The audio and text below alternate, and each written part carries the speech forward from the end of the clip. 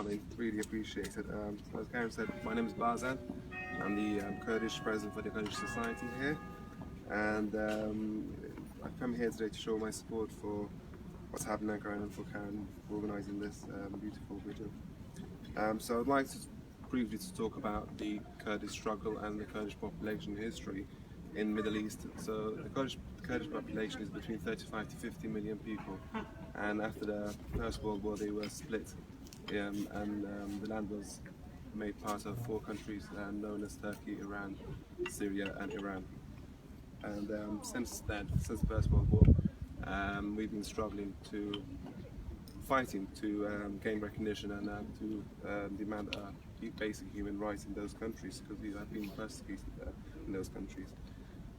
So what happened in Ankara last week was in Turkey, obviously, and the conflict in Turkey between the Kurdish PKK and the Turkish government has been going on since '84, so for over 30 years now, and there has been 100,000 lives lost, more than 100,000 lives lost because of this. And so over the years there has been many unilateral and bilateral ceasefires, both between the Kurds, PKK and the Turkish government, and the most recent one being in 2012, which actually lasted for 2.5 years. It was a bilateral ceasefire between the Turkish government and the PKK, and they were actually negotiating. This was the best chance for the Kurdish problem to be solved in Turkey.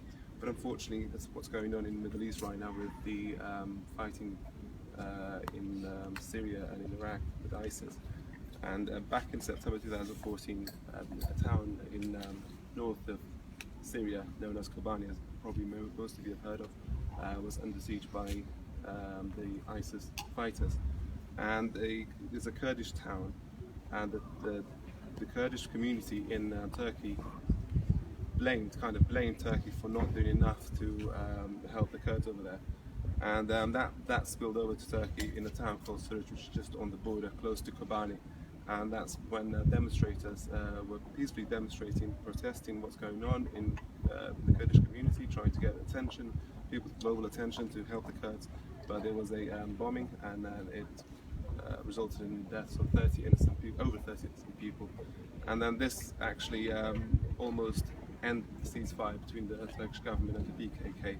And that led to more bombings and more fightings between the Kurdish rebels, PKK and the Turkish government, and that spilled over to most towns in south East Turkey, where it's mostly Kurdish populated areas.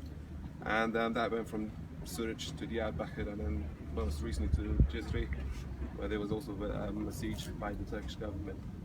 And then in the latest bombings in Ankara, which happened a week ago, unfortunately, 2 bombings killed more than 100 people and injured many more.